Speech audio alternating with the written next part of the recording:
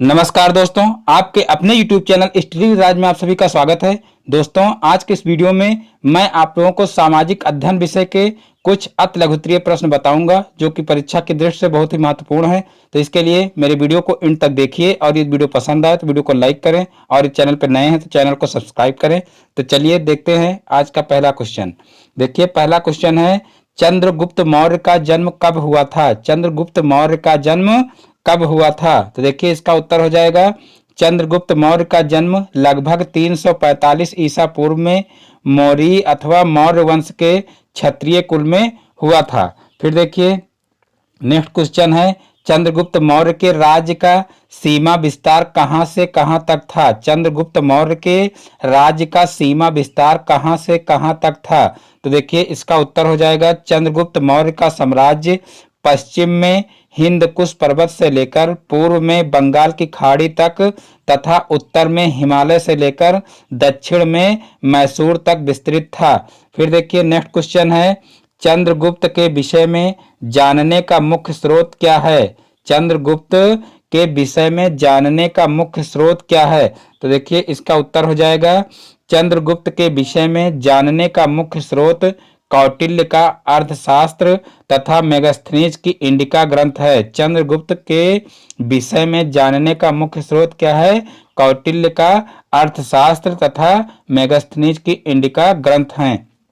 फिर देखिए, next question है, चंद्रगुप्त मौर्य ने पंजाब पर पूर्ण अधिकार किस वर्ष स्थापित किया? चंद्रगुप्त मौर्य ने पंजाब पर पूर्ण अधिकार किस वर्ष स्थापित किया? तो देखिए, इसका आंसर हो जाएगा चंद्रगुप्त ने 316 ईसा पूर्व में संपूर्ण पंजाब पर अपना आधिपत्य स्थापित कर लिया। फिर देखिए, नेक्स्ट क्वेश्चन है, चंद्रगुप्त मौर्य मगध के सिंहासन पर कब बैठा? चंद्रगुप्त मौर्य मगध के सिंहासन पर कब बैठा? तो देखिए, इसका उत्तर हो जाएगा 321 ईसा पूर्व में चंद्रगुप्त मगध के सिंहासन पर बैठा। फिर देखिए, नेक्स्ट क्वेश्चन है, सेल्यूकस में भारत पर आक्रमण कब किया? सेल्यूकस ने भारत पर आक्रमण कब किया?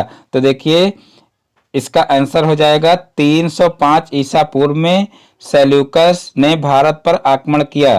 305 ईसा पूर्व में सेल्यूकस ने भारत पर आक्रमण कर दिया। फिर देखिए, नेक्स्ट क्वेश्चन है, मेगास्थनीज के अनुसार भारत का सबसे बड़ा नगर कौन सा था? मेगास्थनीज के अनुसार भारत का सबसे बड़ा नगर कौन सा था? तो देखिए, इसका आंसर हो जाएगा पाटलिपुत्र। फिर देखिए, नेक्स्ट क्वेश्चन है, मौर्य शासन में सेना का संगठन करने वाले मंडल में सदस्यों की संख्या कितनी है? मौर्य शासन में सेना का संगठन करने वाले मंडल में सदस्यों की संख्या कितनी है? तो देखिए, इसका आंसर हो जाएगा 30 सदस्य। फिर देखिए, नेक्स्ट क्वेश्चन है, मौर्य शासन में नगर के न्यायाधीश तथा जनपदों के न्यायाधीश को क्या कहा जाता था? मौर्य शासन में नगर के न्यायाधीश तथा जनपदों के न्यायाधीश को क्या कहा जाता था?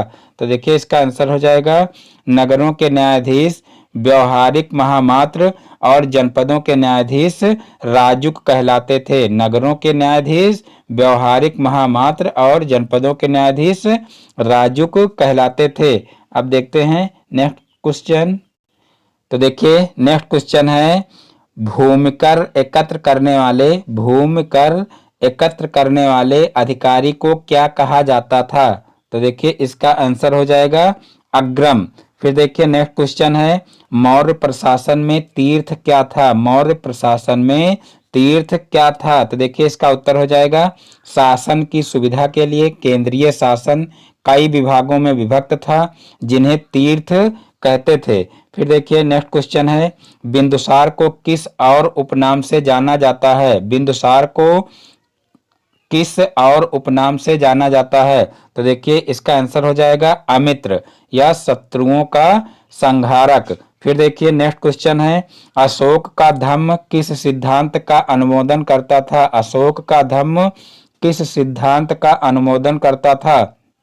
तो देखिए, इसका आंसर हो जाएगा अशोक का धम्म वसुधैव कुटुंबकम के सिद्धांत का अनुमोदन करता था। अशोक का धम्म वसुधैव कुटुंबकम के सिद्धांत का अनुमोदन करता था। फिर देखिए नेक्स्ट क्वेश्चन है, मौर्य काल में समाज कितने वर्णों में विभक्त था? मौर्य काल में समाज कितने वर्णों में विभक्त था?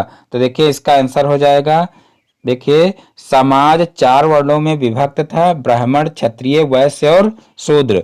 फिर देखिए नेक्स्ट क्वेश्चन है, मौर्य काल में शिक्षा का प्रमुख केंद्र था। मौर्य काल में शिक्षा का प्रमुख केंद्र था। तो देखिए इसका आंसर हो जाएगा तक्षशिला। फिर देखिए नेक्स्ट क्वेश्चन है, मौर्य काल के पतन का मुख्य कारण क्या था? मौर्य काल के पतन का मुख्य कारण क्या था? तो देखिए इसका आंसर हो जाएगा अशोक के बाद कोई योग्य उत्तराधिकारी न होना। अशोक के बाद कोई योग्य उत्तराधिकारी न होना। फिर देखिए नेक्स्ट क्वेश्चन है, मौर्य प्रशासन में जनगणना समिति क्या कार्य करती थी? मौर्य प्रशासन में जनगणना समिति क्या कार्य करती थी? तो देखिए इसका आंसर हो जाएगा जन्म मरण का हिसाब रखना। फिर देखिए नेक्स्ट क्वेश्चन है, सर्वप्रथम महाराजाधिराज की उपाधि किसने धारण की थी? सर्वप्रथम महाराजाधिराज की उपाधि किसने धारण की थी? तो देखिए इसका आंसर हो जाएगा सर्वप्रथम महाराजाधिराज की उपाधि चंद्रगुप्त प्रथम ने धारण की थी। फिर देखिए नेक्स्ट क्वेश्चन है, गुप्त संवत का प्रचलन किसने हुआ कब किया? तो देखिए इसका आंसर हो जाएगा चंद्रगुप्त प्रथम ने 319 से 320 में गुप्त संवत का प्रचलन किया। फिर देखिए नेक्स्ट क्वेश्चन है, महाकवि हरिसेन कौन था? महाकवि हरिसेन कौन था? तो देखिए इसका आंसर हो जाएगा महाकवि हरिसेन चंद्रगुप्त का मंत्री एवं दरबारी था। महाकवि हरिसेन चंद्रगुप्त का मंत्री एवं दरबारी था। फिर देखिए नेक्स्ट क्वेश्चन है, चंद्रगुप्त को भारत का नेपोलियन क्यों कहा जाता है? चंद्रगुप्त को भारत का नेपोलियन क्यों कहा जाता है?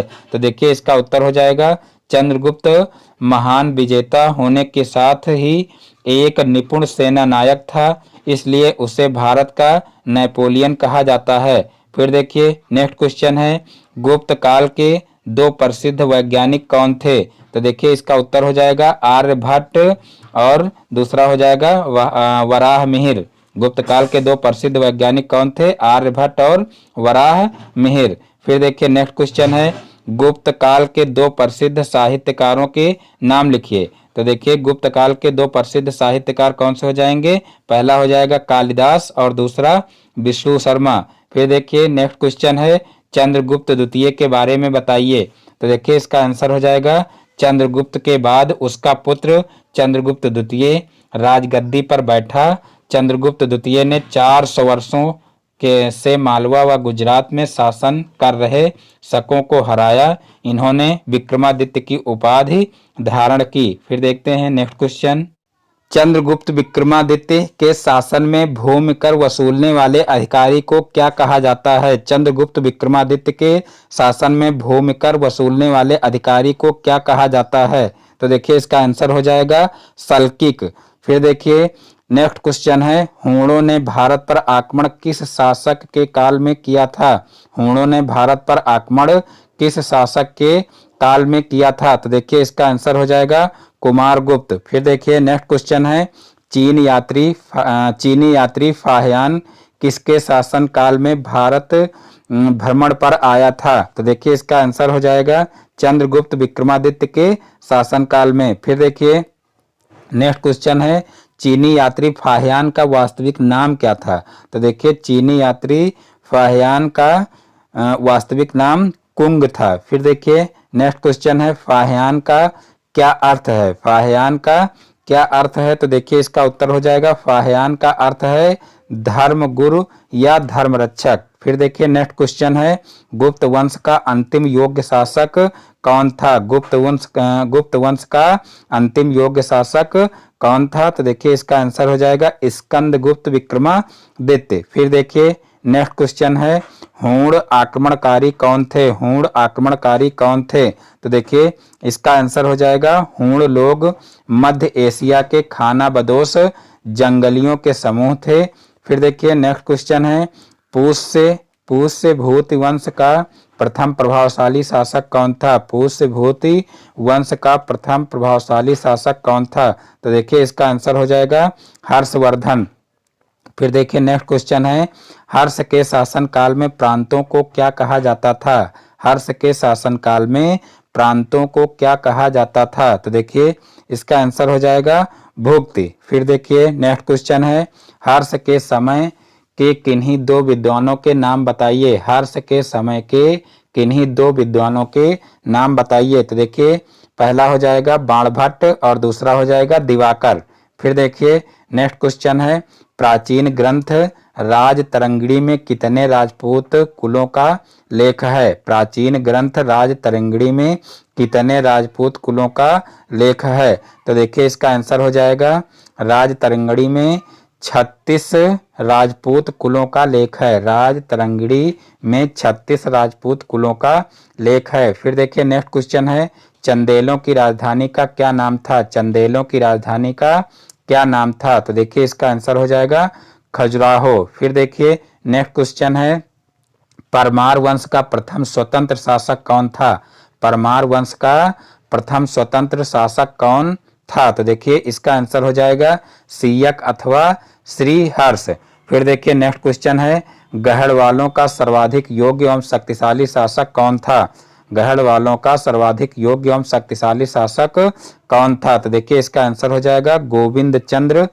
देखिए गोविंद चंद्र 1114 और 1115 ईस्वी। देखिए नेक्स्ट क्वेश्चन है, जयचंद्र किस युद्ध में पराजित हुआ था? जयचंद्र किस युद्ध में पराजित हुआ था? तो देखिए इसका आंसर हो जाएगा चंदावर के युद्ध में। फिर देखिए नेक्स्ट क्वेश्चन है, अवंती सुंदरी कौन थी? अवंती सुंदरी कौन थी? तो देखिए इसका उत्तर हो जाएगा अवंती सुंदरी एक विदुषी महिला थी। फिर देखिए नेक्स्ट क्वेश्चन है, चेद राजवंश का प्रथम शासक कौन था? चेद राजवंश का प्रथम शासक कौन था?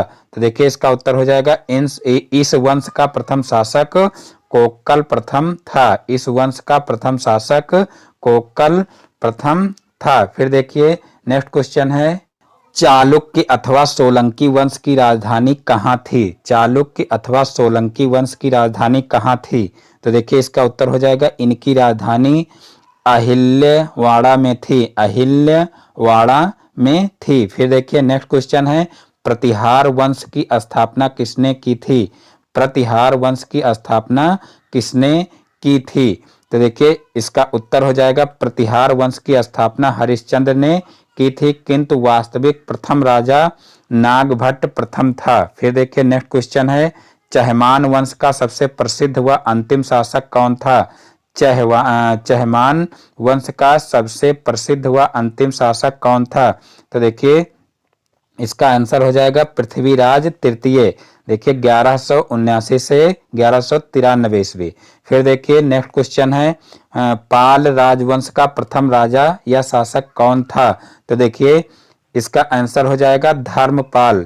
धर्मपाल 770 से 810 ईस्वी। फिर देखिए नेक्स्ट क्वेश्चन है, राजपूत काल में राज्य की आय का प्रमुख स्रोत क्या था? राजपूत काल में राज्य की आय का प्रमुख स्रोत क्या था? तो देखिए इसका आंसर हो जाएगा राज्य की आय का प्रमुख स्रोत भूमि कर था। फिर देखिए नेक्स्ट क्वेश्चन है, राजपूत काल में जनता की जीविका का मुख्य साधन क्या था? राजपूत काल में जनता की जीविका का मुख्य साधन क्या था? तो देखिए इसका आंसर हो जाएगा कृषि। फिर देखिए नेक्स्ट क्वेश्चन है, राजपूत काल में कौन से धर्म प्रचलित थे? राजपूत काल में कौन से धर्म प्रचलित थे? तो देखिए इसका आंसर हो जाएगा ब्राह्मण तथा जैन धर्म। फिर देखिए नेक्स्ट क्वेश्चन है, राजपूत कालीन कला एवं स्थापत्य शैलियां कौन कौन सी थी? नामोल्लेख करें। राजपूत कालीन कला एवं स्थापत्य शैलियां कौन कौन सी थी? नामोल्लेख करें। तो देखिए इसका आंसर हो जाएगा नगर, द्रविड़ और वेसर। फिर देखिए नेक्स्ट क्वेश्चन है, चालुक्य वंश की कितनी शाखाएं थी? चालुक्य वंश की कितनी शाखाएं थी? तो देखिए इसका आंसर हो जाएगा 3 शाखाएं। कौन कौन सी? देखिए कल्याणी के चालुक्य, और दूसरा है वातापी के चालुक्य, और तीसरा है वेंगी के चालुक्य। फिर देखिए नेक्स्ट क्वेश्चन है, कविराज मार्ग तथा रत्न मालिका किसके द्वारा लिखित कृति हैं?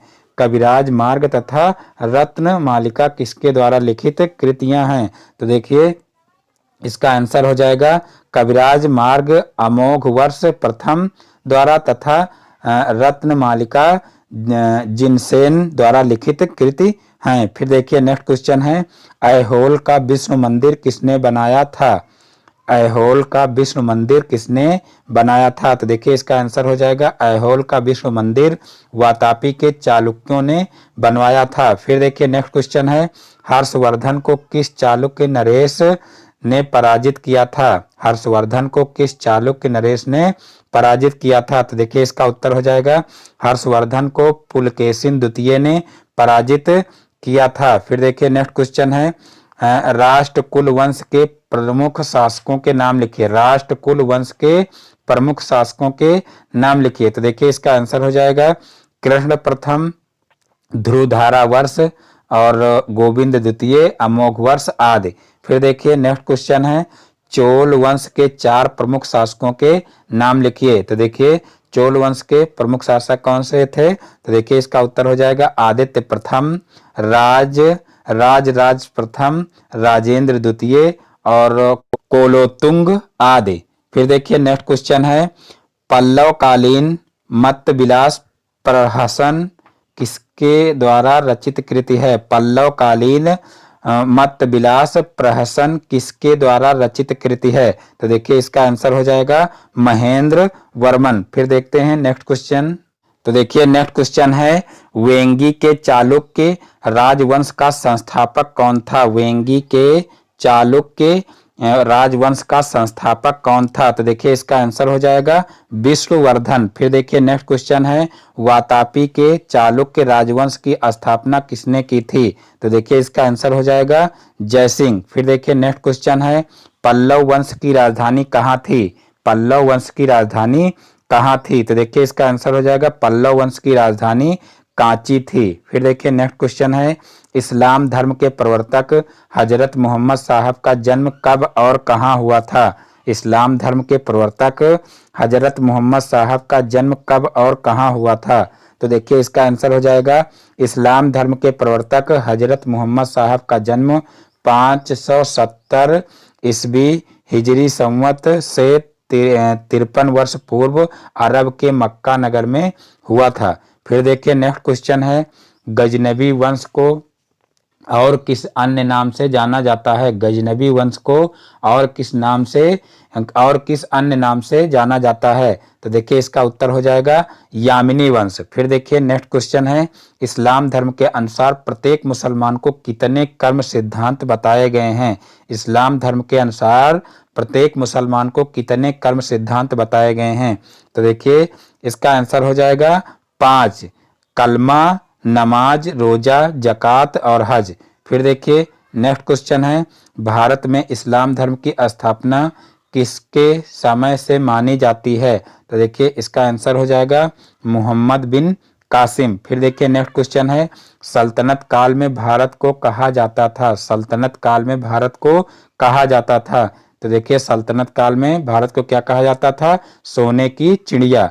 फिर देखिए नेक्स्ट क्वेश्चन है, गुलाम वंश की स्थापना किसने की थी? गुलाम वंश की स्थापना किसने की थी? तो देखिए इसका आंसर हो जाएगा कुतुबुद्दीन ऐबक ने की थी। फिर देखिए नेक्स्ट क्वेश्चन है, लाख बख्श लाखों का दान करने वाला की उपाधि किसे दी गई थी? तो देखिए लाख बख्श की उपाधि किसे दी गई थी? तो देखिए इसका आंसर हो जाएगा कुतुबुद्दीन ऐबक को। फिर देखिए नेक्स्ट क्वेश्चन है, 2.5 दिन का झोपड़ा का निर्माण किसने कराया है? 2.5 दिन का झोपड़ा का निर्माण किसने कराया है? तो देखिए इसका आंसर क्या हो जाएगा?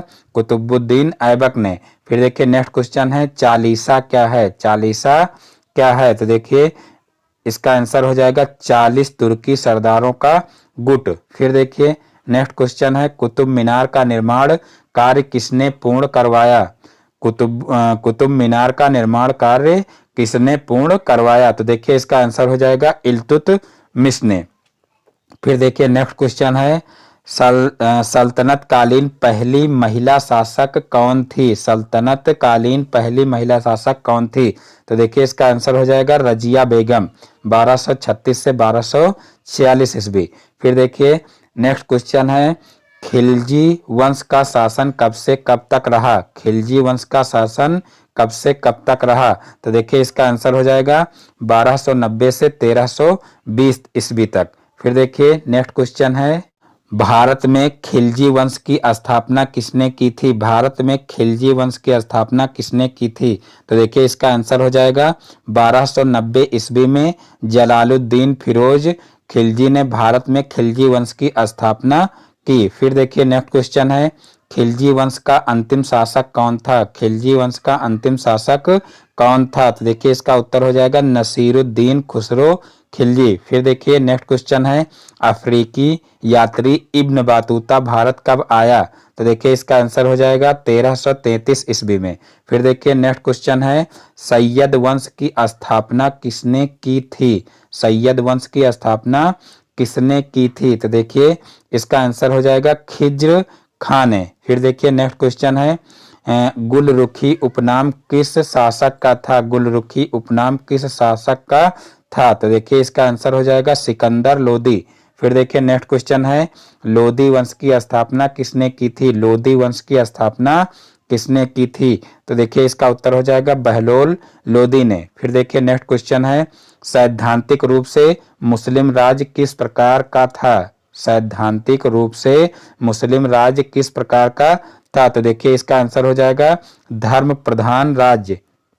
फिर देखिए नेक्स्ट क्वेश्चन है, नुहे सिपेहर तुगलकनामा की रचना किसने की थी? नुहे सिपेहर तुगलकनामा की रचना किसने की थी? तो देखिए इसका आंसर हो जाएगा अमीर खुसरो ने।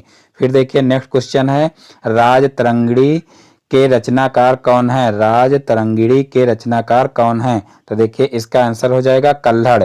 फिर देखिए नेक्स्ट क्वेश्चन है, सल्तनत काल में कितने कर लिए जाते थे? सल्तनत काल में कितने कर लिए जाते थे? तो देखिए इसका आंसर हो जाएगा 4।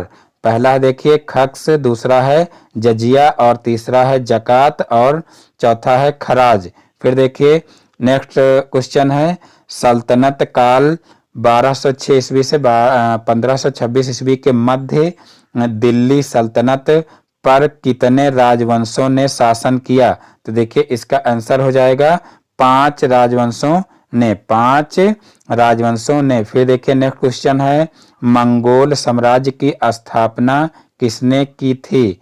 मंगोल साम्राज्य की स्थापना किसने की थी? तो देखिए इसका आंसर हो जाएगा चंगेज खान ने। फिर देखिए नेक्स्ट क्वेश्चन है, चंगेज खान ने सर्वप्रथम किस भूभाग को अपने अधीन किया? चंगेज खान ने सर्वप्रथम किस भूभाग को अपने अधीन किया? तो देखिए इसका उत्तर हो जाएगा उत्तरी चीन के भूभाग को। फिर देखिए नेक्स्ट क्वेश्चन है, तैमूर का जन्म कब और कहाँ हुआ था? तैमूर का जन्म कब और कहाँ हुआ था? तो देखिए इसका आंसर हो जाएगा तैमूर का जन्म 1336 ईस्वी में ट्रांस ओक्सियाना प्रदेश के केस नामक स्थान पर हुआ था। तैमूर का जन्म 1336 ईस्वी में ट्रांस ओक्सियाना प्रदेश के केस नामक स्थान पर हुआ था। फिर देखिए नेक्स्ट क्वेश्चन है, दिल्ली पर तैमूर ने आधिपत्य कब स्थापित किया? दिल्ली पर तैमूर ने आधिपत्य कब स्थापित किया? तो देखिए इसका आंसर हो जाएगा 1398 में। फिर देखिए नेक्स्ट क्वेश्चन है, सल्तनत काल का साम्राज्य कितने वर्षों तक चला? सल्तनत काल का साम्राज्य कितने वर्षों तक चला? तो देखिए इसका आंसर हो जाएगा 320 वर्ष तक। तो इस प्रकार से आज के सारे क्वेश्चन समाप्त होते हैं। मैं उम्मीद करता हूं कि ये वीडियो आप लोगों को पसंद आया होगा। दोस्तों यदि हमारा वीडियो पसंद आया हो तो वीडियो को लाइक करें और इस चैनल पर नए हैं तो चैनल को सब्सक्राइब करें और बेल आइकन को भी प्रेस कर लें, जिससे हमारे आगे आने वाले वीडियो का नोटिफिकेशन आपके मोबाइल पर सबसे पहले पहुंचे। फिर मिलते हैं अपने नेक्स्ट वीडियो में एक नए टॉपिक के साथ में। तब तक के लिए जय हिंद, वंदे मातरम।